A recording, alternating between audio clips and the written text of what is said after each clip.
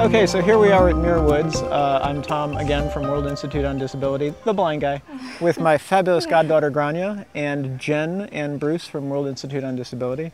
And as it turns out, Jen is quite the authority on redwoods and all things tree here in California, and she was just letting us know about what the park contains.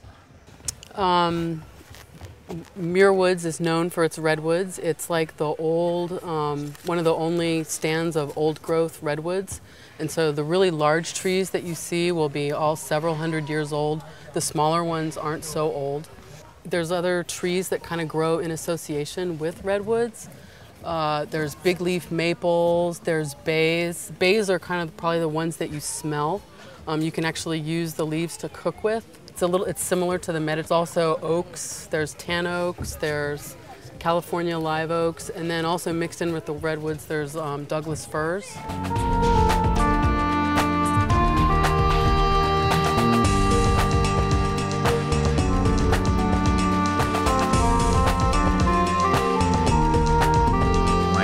Curtis. I'm with the World Institute on Disability, and the trails, as you'll see, are fully accessible for people in wheelchairs. It's all nicely ramped with wood and very easily accessible for people in chairs or women with their babies and strollers. Well, there aren't too many opportunities to get into the forest in an accessible way. So there's a fair amount of forest that we can do that these days with the park system, making trails accessible for people in wheelchairs. So this is a good example of making it accessible for all people, all families, all type of needs. It's a big circle of redwood trees. I mean, they kind of grow in circles. To ask Jen, don't they just come up out of the same root and you get different trunks? Yeah, when one is cut down, you know, then a bunch will sprout up around the trunks, and those are the old trunk, and those are called fairy rings.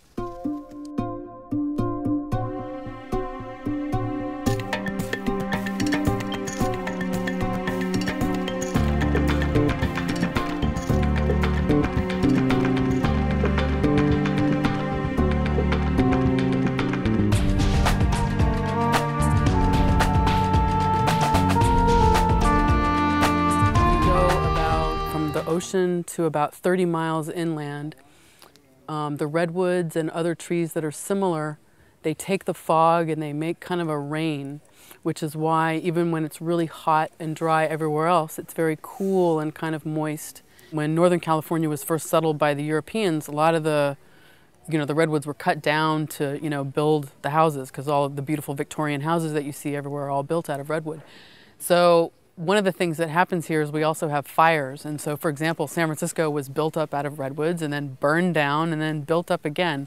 So that's why there's not too many redwoods left here in the Bay Area. There used to be a lot here.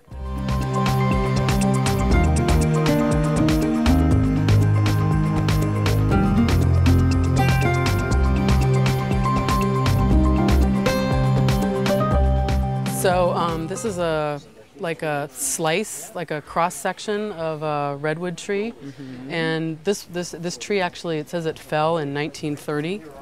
And then I guess it was about 1,000 years old from when it was born. It says, I guess counting the tree rings, it goes back to 909 AD. So 1,000 years until it fell in 1930. When the tree was this big, it was about 200 years old. Right. This is another 200 years. Oh, wow. So that's 1325. And here's another 200 years at 1492. It's like really big. Yeah. Really big, yeah. I get a little workout, yeah. And then, now a few hundred, 100 years later out to the edge. There's a big crack in the period between when Columbus sails to America and the Aztecs. Right there? Right. You feel it?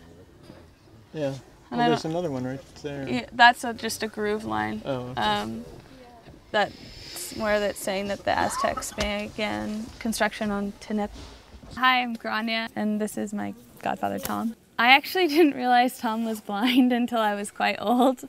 Because I grew up, I don't know, I just grew up and I didn't really have very I don't know, whatever the reason was. I didn't realize that he was blind until I was quite a bit older. And we were actually in the car with my friend, and we were driving to take her home, and we got lost. And my father was also in the car, and Tom was giving my father directions.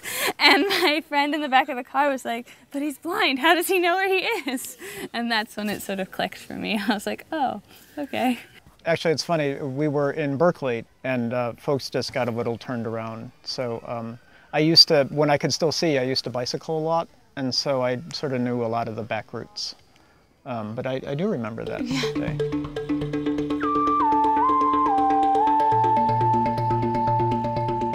I came here driving with my godfather in our Fiat. It was pretty great. A neighbor of Grania's, it was his car originally, and it is literally the car that used to take her to kindergarten when she was 5. Yeah. So it's exactly the same car, not just the model, but the same car. So he had it up for sale 6 or 7 years ago, and I bought it. And I've been fixing it ever since.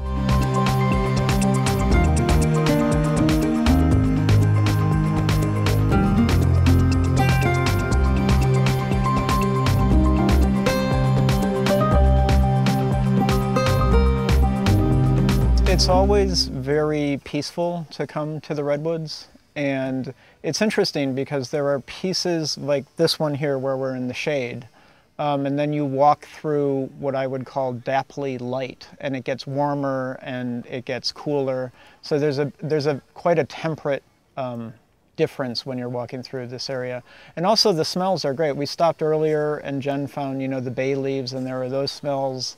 And then the areas that get a lot of sun has sort of a drier smell to it. So it's always a restoring, sort of peaceful opportunity to revisit the redwoods. This is probably the second time I've been here in the last sort of like 4 years. When I was little, I came here a lot. It's nice because it's so close by and you get to see the redwoods.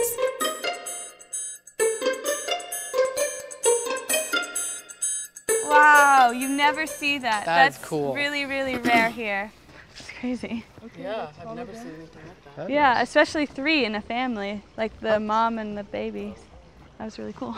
Right on. How big are they? They're about like as big as Z, the cat. Oh, okay. Yeah, but they're probably a lot more weighty than that. The little one was probably at least it was a little bit longer than the cat, but heavier definitely.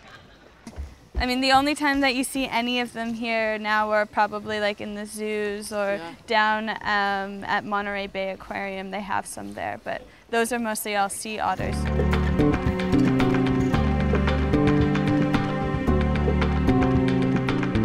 There's a few places where you can see redwoods in the Bay Area left, but this is really one of the, you know, the best places where it hasn't really been that disturbed. I love the redwood forest because it's very peaceful and it's things are very soft and kind of quiet. It's almost like nature's church in a way. Ready? We're gonna hug the tree. Ready? 1, 2. Yeah, we're hugging.